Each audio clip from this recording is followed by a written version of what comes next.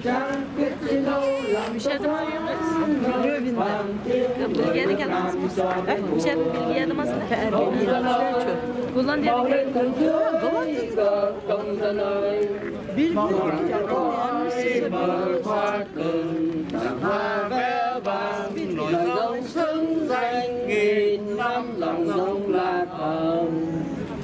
Thank you very much.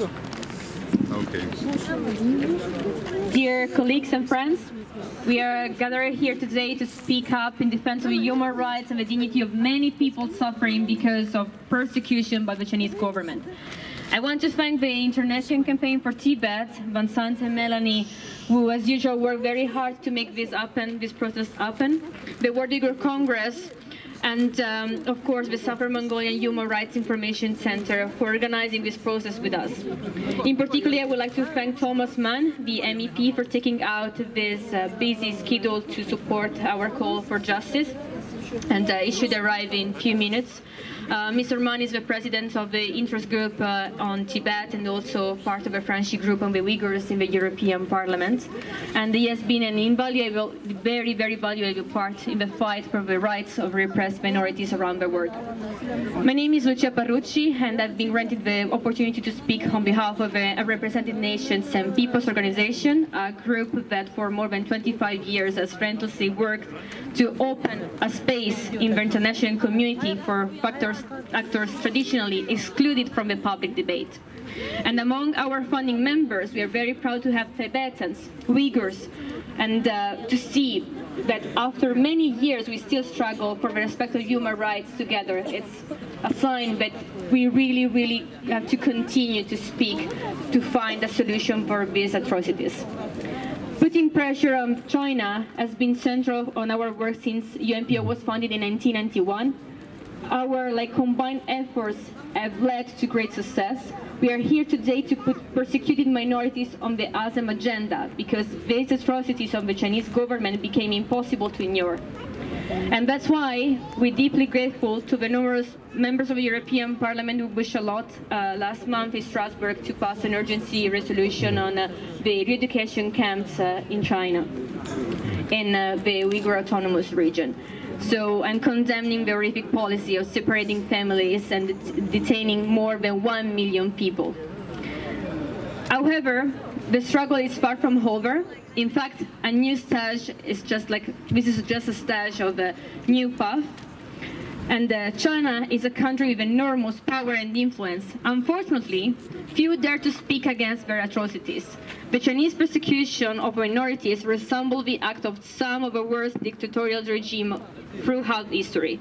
This is why it is important that are gathered here today to say no to Chinese human rights violations and to say no to indifference and call the European leader of being clear and vocal on the issue this week, and to show that the European Union prides itself and being founded on principles of freedom, democracy and equality, the rule of law and the respect of human rights.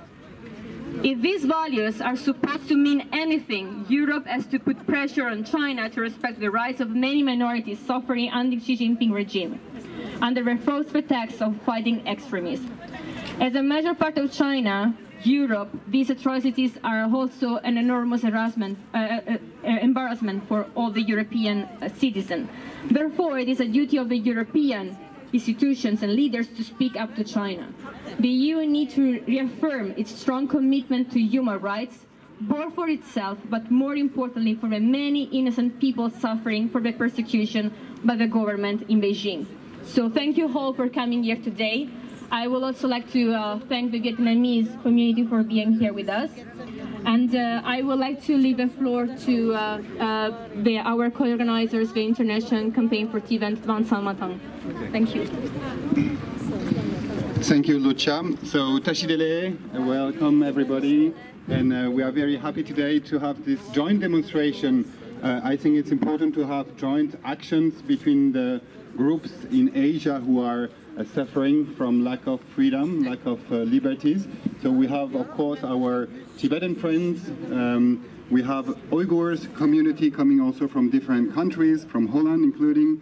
We have a representative of the Mongol community from here also, and we have our friends from Vietnam. Thank you for joining us. I think this multilateral event here, this summit between EU, European countries and Asia, is an excellent opportunity to raise our concerns, because often human rights are not on the agenda of such meetings. They speak about global issues, on environmental issues, security issues, and so on, but human rights is not a specific point on their agenda. So this is why we are gathered here, to remind them, please put it on your agenda or discuss it with the leaders, either the Prime Minister from Vietnam or Li Keqiang, Chinese Prime Minister, who will be also here in Brussels for a couple of days. So that's all I wanted to say, to thank you all for coming and to have a good demonstration together. Thank you very much. Thank you very much, Vincent. I would like to leave the floor to Ryan Berry, who is the representative of World Uyghur Congress. Good morning. I'm speaking today on behalf of the President of the World Uyghur Congress, Dolkan Issa, who had intended to speak here today, but unfortunately wasn't able to make it. The World Uyghur Congress and the Uyghur community stand in solidarity with the International Campaign for Tibet and the Southern Mongolian Human Rights Information Center at this important protest today. We thank you for participating and for all your efforts in organizing this demonstration. This is a crucial time for the World Uyghur Congress and the Uyghur people. As we speak, over 1 million Uyghurs are being held in arbitrary detention in internment camps across East Turkestan. These are innocent people, mothers and fathers, brothers and sisters, sons and daughters, who have been deprived of their liberty and subjected to horrific abuses, including political indoctrination and torture, solely because they are Uyghur. It has now been over a year since the majority have been detained, and there's been no change in the situation. Over 1 million human beings are suffering, and still many states are tentative to act. The camps form a major part of China's strategy of cultural assimilation and social re-engineering. Tibetans and Southern Mongolians are also being subjected to this process that seeks to eliminate everything that makes each people unique: their language, history, culture, and religious beliefs. This is more than just repression. This is a systematic attempt to forcibly assimilate millions of people. It is attacking the very core of each community, their very identities. It has truly become an existential problem. We appreciate that what the EU has done so far to hold China accountable for these serious human rights abuses, but much more needs to be done. What is happening to the Uyghurs, Tibetans, and Southern Mongolians require urgent and immediate action. The European Parliament's urgency resolution on the mass arbitrary detention of Uyghurs and Kazakhs in internment camps passed on October 4th was an important development, but much more needs to be done. We understand that the EU is in a difficult position, with many geopolitical and economic considerations. We understand the need for trade and dialogue with China. We understand that EU states are feeling pressure from the Chinese government. However, a line must be drawn.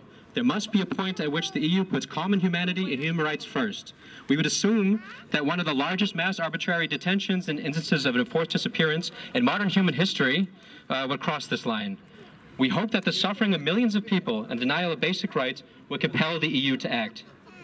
Why would the EU continue to tie itself more closely to a government that massively persecutes Uyghurs, Tibetans, Southern Mongolians, Taiwanese, Hong Kongers, Chinese Christians, and Chinese human rights defenders, simply because they want their fundamental freedoms to be respected? What happened to the moral imperative to care about the lives and well-being of people who live far away from you simply because they are human? What sort of European community do we want to be? One is that founded on human rights and the betterment of humanity, or one that puts trade deals and geopolitics over the lives of millions of innocent people? If we want to live in a world that cherishes common humanity, human rights, and human dignity, we all have an obligation to speak loudly to defend it. We all have a responsibility to stand up for Uyghurs, Tibetans, Southern Mongolians, and all those who yearn for their basic rights. We are arriving at a crossroads in human history that will determine the course our future will take. How the EU and its member states respond to situations like this will play a big part in determining that future. Thank you.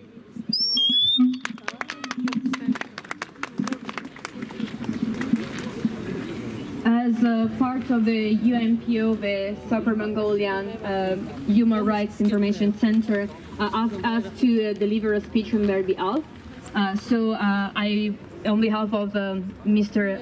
Togochok and Gebatu Togochok, who is currently based in DC. So I would like to give you...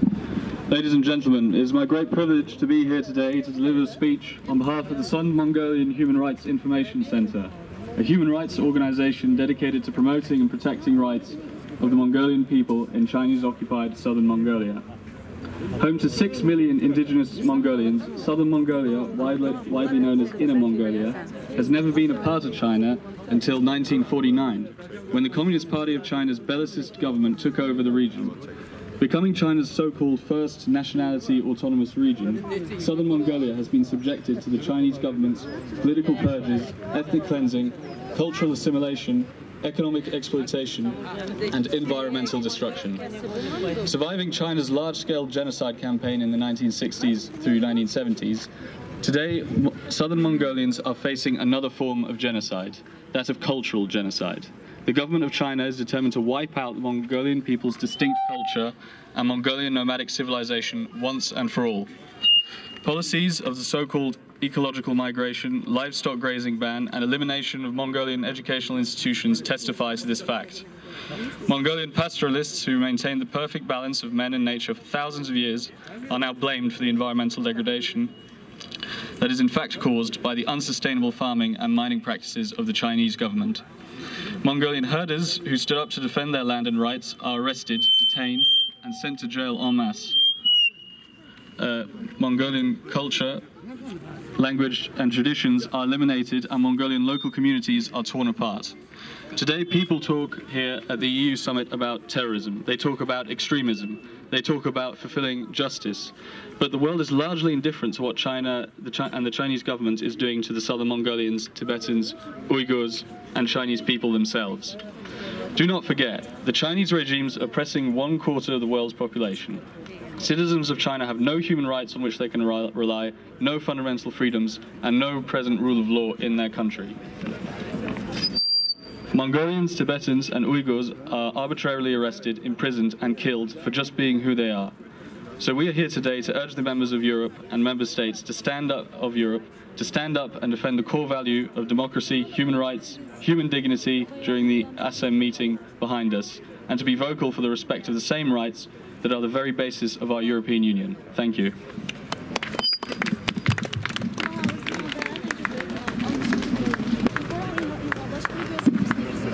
Thank you so much.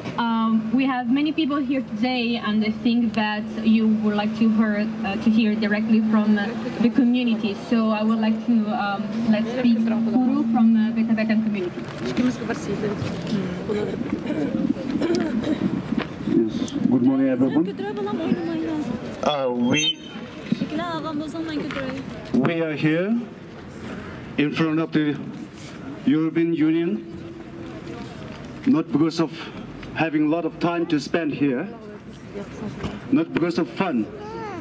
We came here for requesting UNO and EU to give a consideration for the minority like Tibetan, Uyghur, and